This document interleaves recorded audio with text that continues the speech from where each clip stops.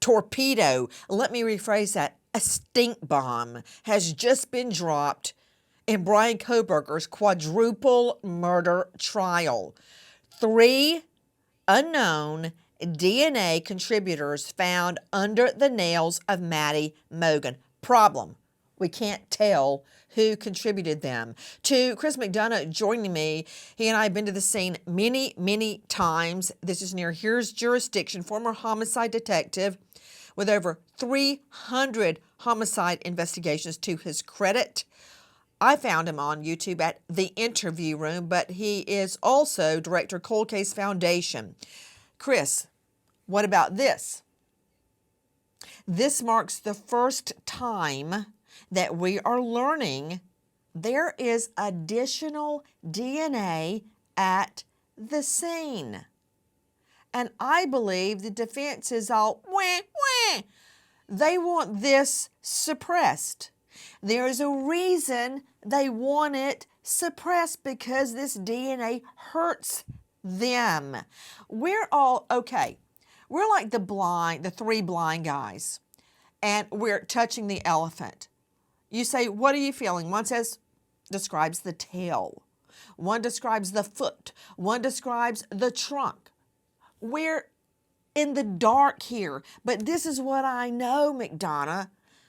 The defense wants this evidence out. Therefore, I want it in. I don't know what it is, and I don't know what it means. But the defense wants it out. That means they think it proves something against their client. What about this, McDonough? We're just learning about this fingernail evidence. This indicates to me that there is more DNA evidence at that scene that we don't know about yet. Thoughts? Yeah, Nancy, I would agree with you that, this is, remember that old line, so there's a chance then, that this is one of those situations from, the defense's perspective. They don't want to put this type of evidence in front of a jury because that jury may say, hey, well, we can't be positive or sure based on what the lab is telling us. So you're right. I would agree with you. This is probably the tip of the iceberg. Many of us are on our feet all day long, whether it's work, errands, or just life. Foot pain can sneak up on you. One minute you're fine, the next your feet, knees, or your back are screaming. And that is why so many people love G-Defy shoes. G as in gravity, Defy as in defying pain. They are designed for comfort, support, and shock absorption, and they help you move longer, stand stronger, and feel better. Best part, these claims are FTC, Federal Trade Commission, approved. Get 30% off orders over $120. Go to gdefy.com, use code Nancy, or text Nancy to 91888. Try them. You'll thank me later. Kohberger claims he was driving his car, as he often did, to hike and run and or see the moon and stars. Our defense team firmly, and I mean firmly, believes in Mr. Kohberger's innocence. Did you get that? Firmly believes. Okay, all right. I'm glad she believes her client because blind faith is definitely going to enter into this defense. Well, that's not all. The shock and new claim that Brian Kohberger is autistic has snuck back into the courtroom. Listen. Kohberger's defense team is also arguing that his autism diagnosis should bar him from receiving the death penalty. The attorneys claim that symptoms of his autism may prejudice jurors against him, citing Kohberger's limited facial expressions and atypical eye contact as things that could be perceived as a lack of remorse or even disrespect in the courtroom. And Taylor specifically points to the media labeling Kohberger's expression as an eerie or creepy stare. Okay, joining me, Dr. Bethany Marshall, high-profile psychoanalyst out of LA, author of Jailbreaks. You can see her on Peacock now, and you can find her at drbethanymarshall.com.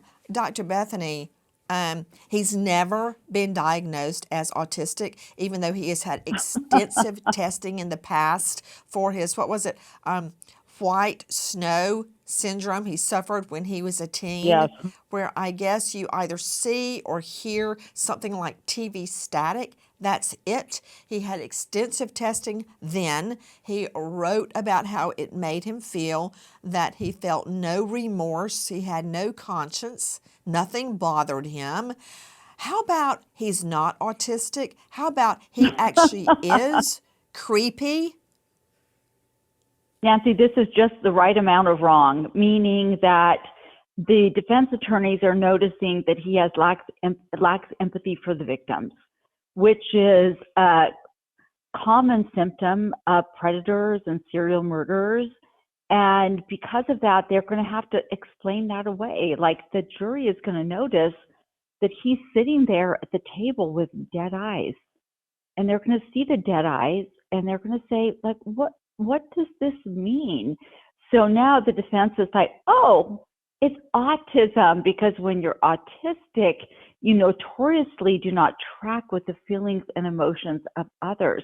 What I really think, Nancy, is this does a disservice to people who are autistic.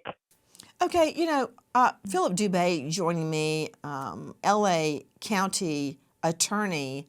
Philip, I've had so many cases where I look at the jury and they'd have this horror look on their faces, like they're, and I'd follow their gaze. The defendant would be looking at them and they'd be like, oh, okay. Then I had a case in a murder trial where the defendant, his attorney finally told him, don't move your head. Why? Because he had carved into the back of his hair, Hitman number 1. So naturally, I kept walking over to that side of the courtroom to make him turn that way so the jury could get a good look at the advertisement he placed that screamed guilty on the back of his head.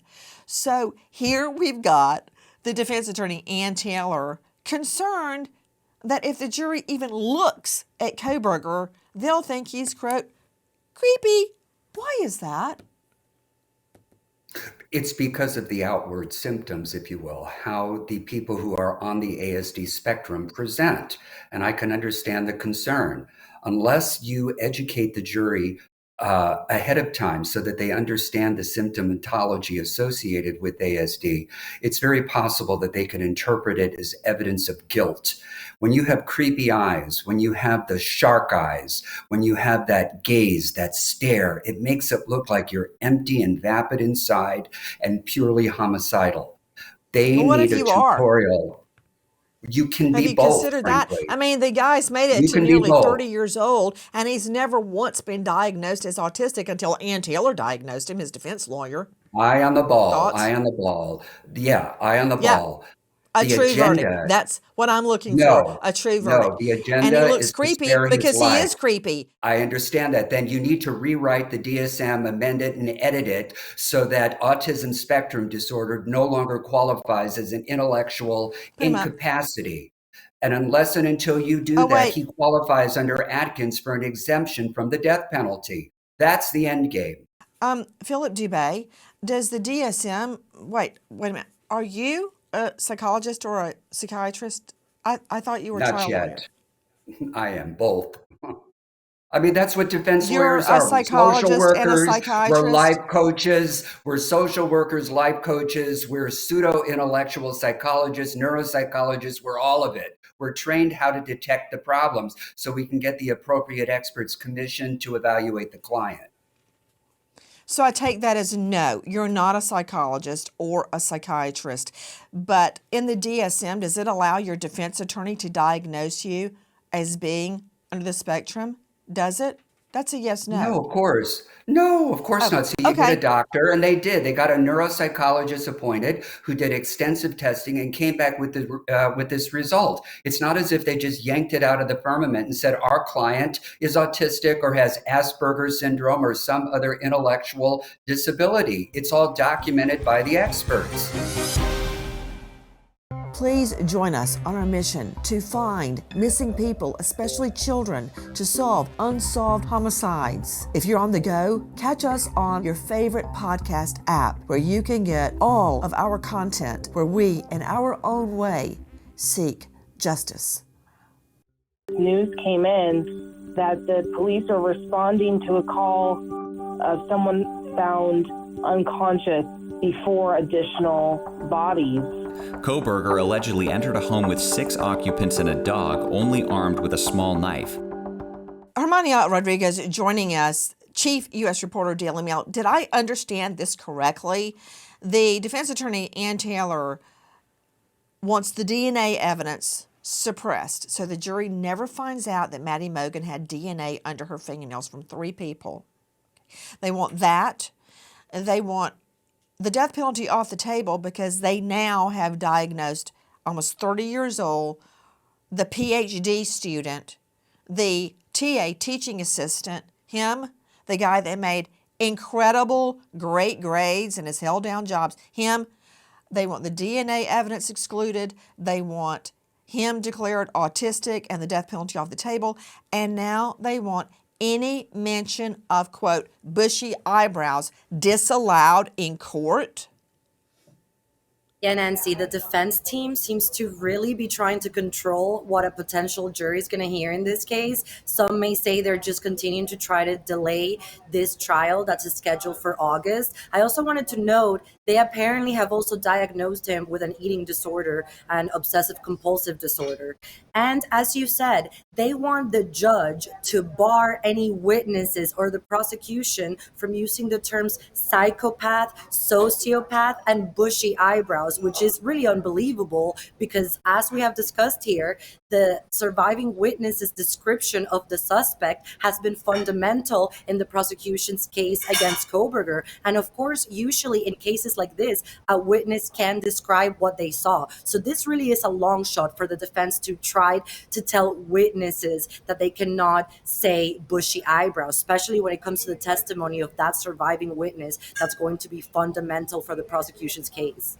Specifically, Taylor, the defense lawyer, demanding this. Taylor also demands the descriptor bushy eyebrows be barred from testimony. Taylor claims that surviving roommate Dylan Mortenson's bedroom was covered in sketches of eyes, and according to Taylor, nearly all of them had prominent eyebrows she describes as heavy, voluminous, puffy, or perhaps subjectively bushy. Taylor claims that if Mortenson is allowed to use the term on the witness stand, it will be as damning as her pointing to him and saying he is the man that did this. So let me understand, Dubé. Kohberger has bushy eyes. That's his signature style. So now the defense attorney wants to rule the eyewitness testimony out because she said the killer had bushy eyebrows. That's correct, because you got to understand something. It was a suggestive identification based on all the drawings and the sketches in her bedroom of men or other people with bushy eyebrows. And when you have suggestive identifications, they lead to misidentifications. That's and not true. It could. A suggestive identification is when the state suggests to the witness who they should identify or how they should identify the defendant, the suspect. I don't know if you think I just fell off the turnip truck, but I have law degrees from Mercer University and NYU and tried over 100 felonies in Superior Court alone, all violent. So don't try and contort the law with me, Dubé. Don't. As a matter of fact, listen.